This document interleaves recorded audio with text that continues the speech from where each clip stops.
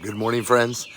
It's Sunday on this 88th day of Russia's invasion into Ukraine, and amazingly, God continues. I don't know why we should be shocked, but continue. This war has gone not according to what anybody described or expected, and has continued. One of the areas where that's happened is in Mariupol, where over and over again, everybody said they can't last 3 days, they can't last 2 weeks, they can't last. Well, they lasted. And one of the things you and I prayed for in the middle of all of this is that they would find ways to resupply the defenders of Avastal.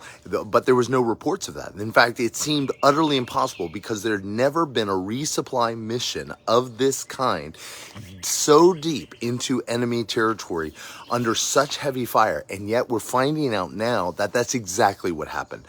There were helicopter resupply missions that ran all the way to Azovstal, hundreds of kilometers over enemy terrain with massive anti-aircraft systems of Russia, the S-300, S-400 systems, and yet they got them in. Brave men and women, soldiers, nurses who went into battle, went into the front lines. Guys, you prayed for that, and it was happening.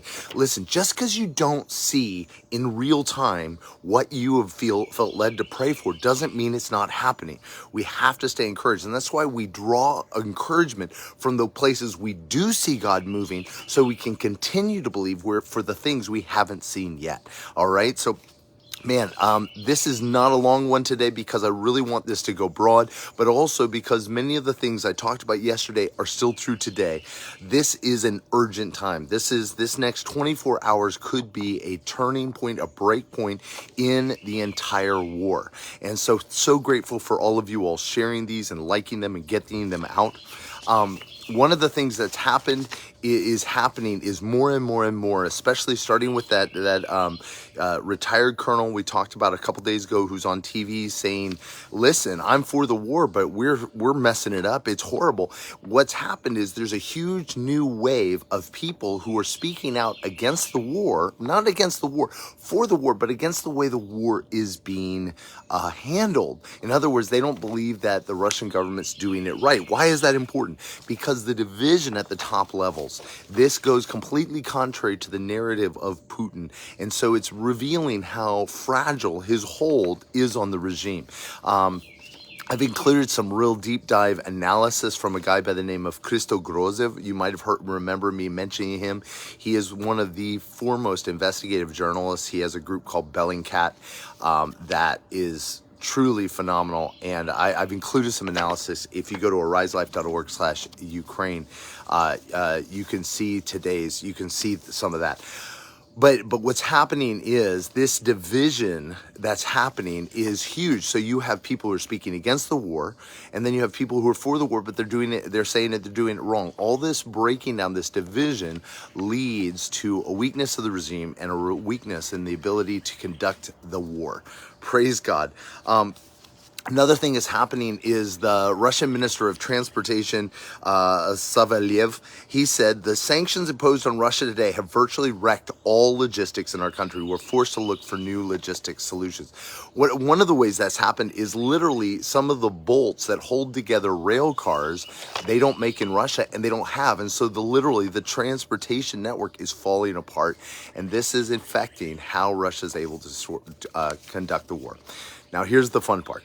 You guys remember, we've been praying because in the east, let me just show you this picture. So I'll give you a couple maps real quick. So as you guys remember, the pink area is the area that Russia is controlling right now. And the area they're trying to encircle is this whole section, right? They want to come across here. This is Izium, and over here is Donbass, okay? So what happened yesterday is we saw, this is a blow up of that section, we saw huge inroads in three different directions on the south, then in Popasna here, and then they're trying to encircle Severodonetsk and Lysychansk. So what happened is massive amount. The most shelling that we've seen so far in the war happened yesterday. It was just massive. You guys prayed. You guys rose up and prayed, and we saw massive amounts. It looked like in Popasna that they had the Ukrainians on the run, but you guys continue to pray. And so some of the great news that's happened today, 4 different directions they attempted to attack Severodonetsk. They were pushed back in every single different direction. It looks like they've reestablished a defense line to contain the breakout that happened at Popasna. And even the places where Russia has broken out, right? It actually leaves them in danger on the left and the right fronts of this invasion. So, guys, this is what we've been praying for. We said that this is going to end with absolute destruction of Russia in the field, but it's only going to happen if Russia attacks and leaves itself vulnerable. So they're doing that. So let's pray for complete destruction. One of I guess hilarious, you could say, things that happened yesterday. So, and this is a cause of real concern, is Russia was attempting to take out the bridge that connects Severodonetsk and Luchansk. Severodonetsk is the only city on the north side of the Severodonetsk River. And so that's all they've got left on that side of the river. It's a key that they hold it. Well, they were trying to break, and it looks like they succeeded in breaking the bridge that connects Luchansk with Severodonetsk. Well, they were using this thing. It's an ancient weapon called a tulpan or tulip, and it shoots something that's like a monster thing of 40 millimeter missile that drops directly on there. And so the Ukrainians couldn't figure out where it was coming from. Well, there was a propagandist who was live streaming this to promote the Russian war effort. Look how great we are, and he literally gave them the location, and so they were able to bomb the thing out of existence before it did any more damage. These are the kind of things we're praying, that the work of the enemy would be revealed. And so, guys, what I want to say is the bombing, the intensity is a little bit less than yesterday, but yesterday was some of the worst. So, guys, this is the day. Pray that the enemy would